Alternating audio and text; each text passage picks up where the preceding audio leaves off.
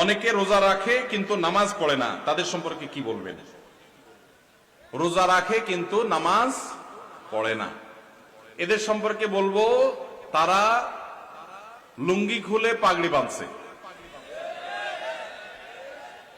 লুঙ্গি খুলে যদি কেউ পাগড়ি বাঁধে এই নিয়তে যে পাগড়ি বাঁধলে সওয়াব হবে, কিন্তু লুঙ্গি যে খুলে গেল সেটার জন্য কবিরা গুনাহ হবে, সেটার খবর তার। ঠিক একইভাবে রমজানের রোজা রাখলে সওয়াব হবে, ফরজ আদায় হবে, কিন্তু এর চাইতে বড় ফরজ হলো 5 ওয়াক্ত নামাজ। তা আপনি সেটাই যদি বাদ দিয়ে দেন তাহলে এই রোজা রাখলেন, তাহলে এর চাইতে বড়টা বাদ দিয়ে আপনি কম গুরুত্বপূর্ণটা করলেন। ওইটার তুলনায় এটাও ফরজ, কিন্তু ওইটার চাইতে কম গুরুত্বপূর্ণটারে গুরুত্ব দিলেন, আসলটারে গুরুত্ব দিলেন না। আপনি পাগড়ি পরার গুরুত্ব বুঝলেন কিন্তু লুঙ্গি পরার গুরুত্বটা বুঝলেন না।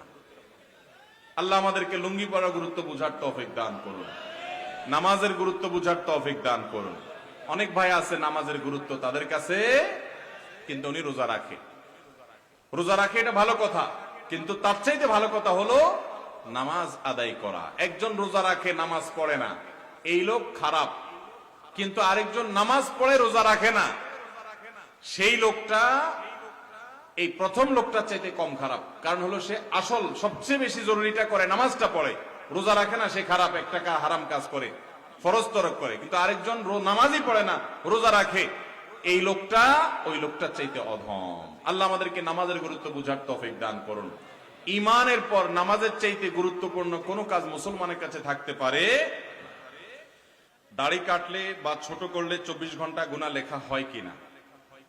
অনেক আলেমরা এরকম বলেন যে কেউ যদি দাড়ি চাচ্ছেন কিংবা দাড়ি কাটেন তাহলে 24 ঘন্টা তার আমলনামায় গুনাহ লেখা হতে থাকে।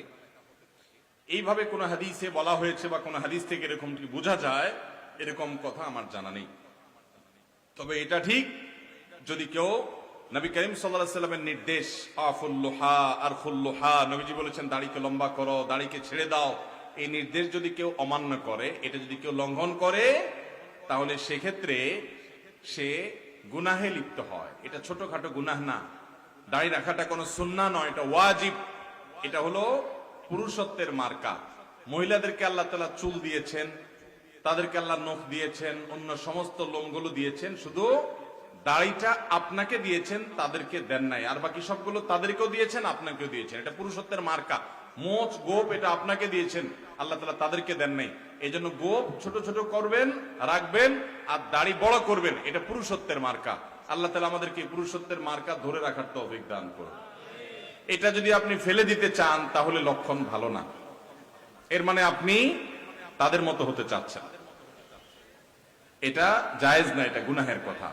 কিন্তু এর মানে এই না যে এর কারণে 24 ঘন্টাই গুনাহ লেখা হতে থাকে, এভাবে ঠিক না। তবে এই কাজের কারণে গুনাহ হয়, তার আমল নামাতে গুনাহ লেখা হয়, এবং তিনি নবী সাল্লাল্লাহু আলাইহি ওয়াসাল্লামের ওয়াজিব তরককারী হয়। আল্লাহ আমাদের ভাইদেরকে ওয়াজিব আমল করার তৌফিক দান করুন।